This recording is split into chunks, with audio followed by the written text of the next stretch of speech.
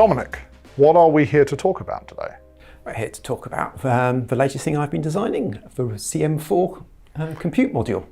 Now this is a Raspberry Pi 4, but in a system on module form factor for integration into other products. Yes, just here. Do you want to give us the tour of the board? Yeah, I can do. Let's move that out of the way. So what we've got here is the 2711.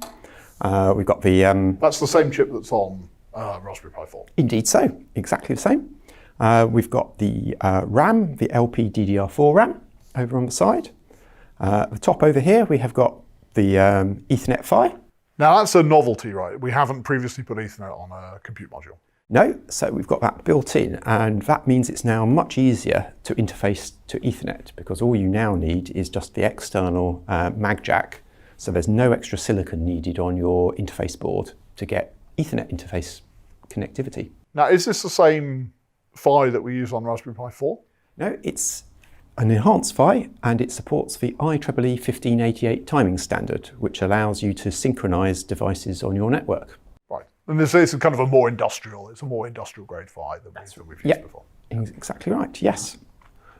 This, you've got I'm assuming this is wireless over here? Absolutely, so we've got the a wireless module on here, and we have a connector called a UFL connector, which allows you to go off to an external antenna. But you have an antenna on the board as well? Absolutely, yeah. The next thing down is the onboard antenna, so you can switch between the two antennas depending upon your application.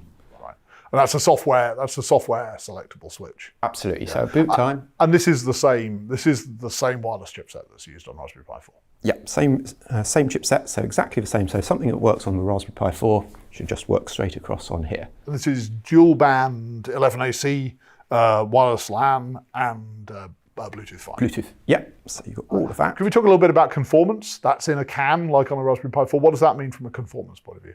That means it's easier for you to have your product conformed, because we will do the compliance for the module, and you can then use that compliance paperwork to help them ease all the compliance for your system at the far end. Right, so it's an abbreviated compliance process versus putting your own wireless chipset down. Yes, because if you've done wireless testing before, like you have, but other customers may not have done, it's an awful lot of work to get wireless testing through the conformance. You mentioned RAM and so we've mentioned RAM and we've mentioned flash and we've mentioned wireless. Now there's a bunch of options on this board. What are the options? So you can have the RAM in 1 gigabyte, 2 gigabytes, 4 gigabytes and 8 gigabytes of RAM. So there's 4 options for your RAM option. Right. You've also got onboard eMMC. And you can have an option without eMMC if you don't want the eMMC. And that's what we call the Lite. That's what we call the Lite, yes. So if you want eMMC, you can have that in, again, 4 size options, up to 32 gigabytes. Mm-hmm. So you've got 4 times 4. And you have with or without wireless. Okay, so that by my calculations is 32 different SKUs. 32 different SKUs. Right. And so that allows our customers to choose exactly where they want to be for to have the right combination of features for their final product. Mm-hmm. So the starting price for the simplest CM4 is $25, mm-hmm. And they rise from there. And that's interesting. That's the same price as the cheapest Raspberry Pi CM3 or 3 Plus product. Yeah, absolutely. So same as that, but you now get a lot more technology on board. So before we didn't have the Ethernet PHY, we didn't have a wireless option, we didn't have RAM density options. They were all 1 gigabyte products, and we just had that 0, 8, 16, 32 gig flash option. And what we've managed to do is to equalize the prices of the equivalent compute module 4 it's a compute module 4. Those 4 that overlap the older products, they have the same price point. Yes, they have the same price point, but we've also added, of course, the 2711 features in as well. So you get the dual HDMI. Both ports can do 4K simultaneously, mm-hmm. And we've also given people PCI Express. That's the PCI Express that on a Raspberry Pi 4 is used to implement USB 3. Yes. Yes. So if you don't want USB 3, you can use that for your own applications. Also in the corner of the board is an onboard power supply. So the CM4 now needs one power supply rail, one 5-volt power supply rail to power the whole module. Where previously you had to provide, I think, at least 5 volts and 3v3, and there were some sequencing requirements. This is just 5 volts in. Just 5 volts in, so that again takes silicon away from your final product, and it's all captured on our module. And as you say, the pricing is very similar to the CM3. So $25, $30, $35, $40 for those 1 gigabyte variants with no wireless. Yeah. Okay. You put one down there next to a Compute Module 3. The thing that jumps out obviously is that for the first time in the Compute Module, in the life of the Compute Module line, there's been a change of form factor. Indeed so. And that's been driven entirely by the new interfaces we wanted to bring out. We really wanted to bring out the second HDMI port and the PCI Express. So what we've done here, instead of using the SODIMM connector of the CM3, we have got 2 high-density connectors on the bottom here. So that allows your module to clip into your board, and it actually takes up a less total board area when you consider the connector and everything, but gives us these extra interfaces, these extra high-speed interfaces. Right. So that's CM4.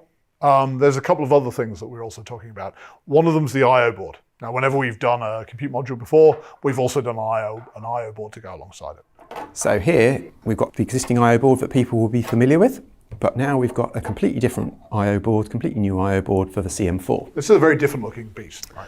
Totally different looking beast. So it will, as you might expect, take a CM4. So that can just clip in there like that. Makes a really satisfying sound. Should make a satisfying sound, he says. Yeah, just push hard. Makes a, there we are. Makes There we a satisfying sound when you put it together. But what we've done is we've brought out all of the interfaces, and we've brought them out in a way that you could perhaps use the CM4 I/O board by itself in a complete product.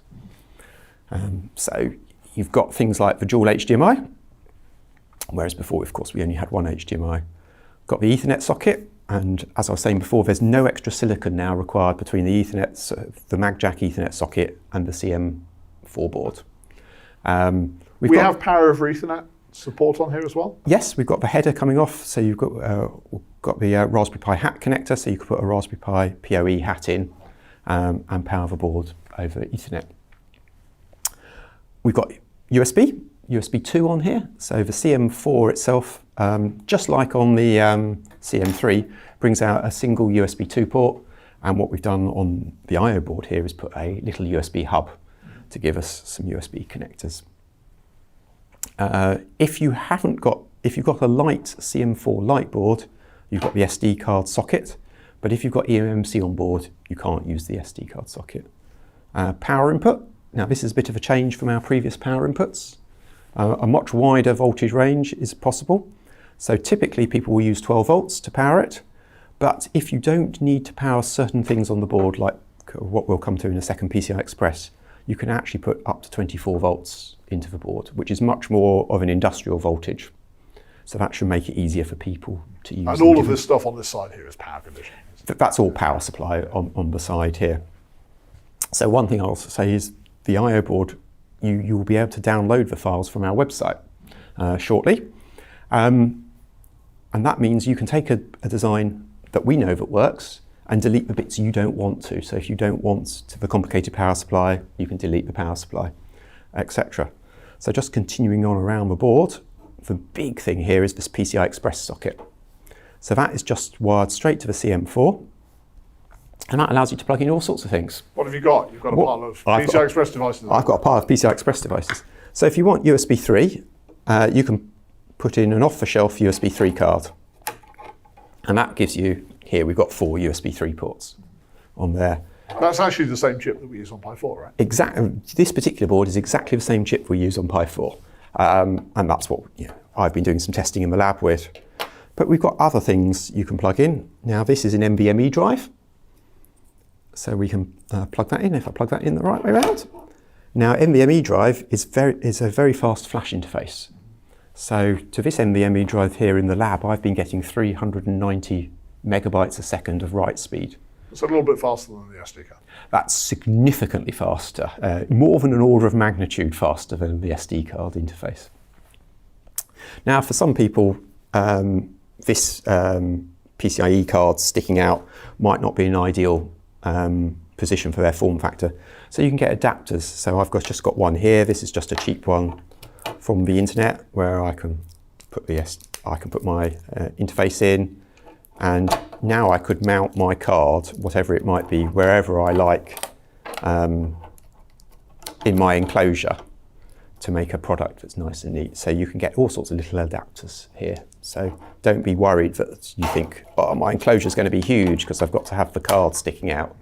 But this is coming back to the idea of this, for the first time we have an I/O board which isn't just a development platform, it isn't just a reference design, it's also kind of a product in itself. Absolutely, yes. Yeah, so that's been designed with that in mind. Yeah, Here is a network card. This is a 10 gigabit network card. So I've been testing in the lab with this network interface, and I've just had it plugged in like this on the bench, and I had it connected to some fiber optic cable, and between two CM4 boards, I was getting 3.2 gigabits a second between the two. So you're very close to maxing out the theoretical capacity. This is a Gen 2, this is a Gen 2 X1 PCI Express, so you're getting pretty close to maxing out the theoretical 4 gigabit capacity of that link. Absolutely, and which is great for people who want to do high performance interfacing. So coming around the top, if I just swap to this other board here, we have display connectors, just like on the original CM3 I/O board. We've got display connectors, and we've got the camera connectors, so you can have dual cameras connected. And we've got the hat connector this time on the I/O board, so you can put standard hats. This is just a Sense hat, but you can put your standard hats, whether it's a Sense hat or a PoE hat, or both. Or both. Or both. You can put those in. So we have a product here which is it's a reference design that we provide CAD for. We provide it in KiCad. Yes. So the files of the CM4 I/O board will be available in KiCad. So that's a free CAD package. It's a reference design that you can use as a starting point for your own designs. It's obviously a development platform if you want to get started with Compute Module. But it can also be a product in itself. So it's kind of, for the first time, we're making an I/O board which has kind of really, I guess, three separate roles. Yes, indeed so. Yeah. We talked a bit about wireless and external antennas. That brings us probably to the third piece. Yes. So if you've put this in a nice metal case with your nice shiny new CM4, you may well find that the onboard antenna won't escape the case. So what we've got here is a antenna kit.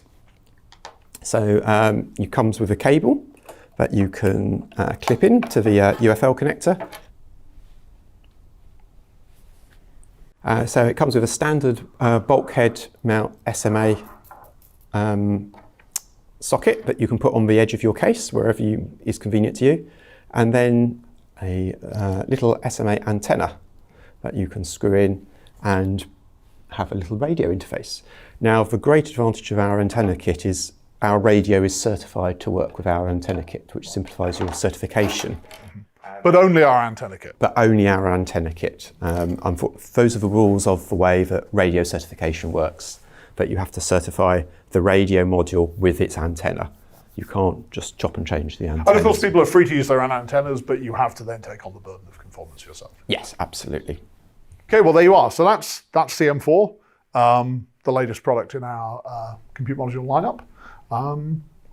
We hope people like it, I guess. Yes, I hope so too.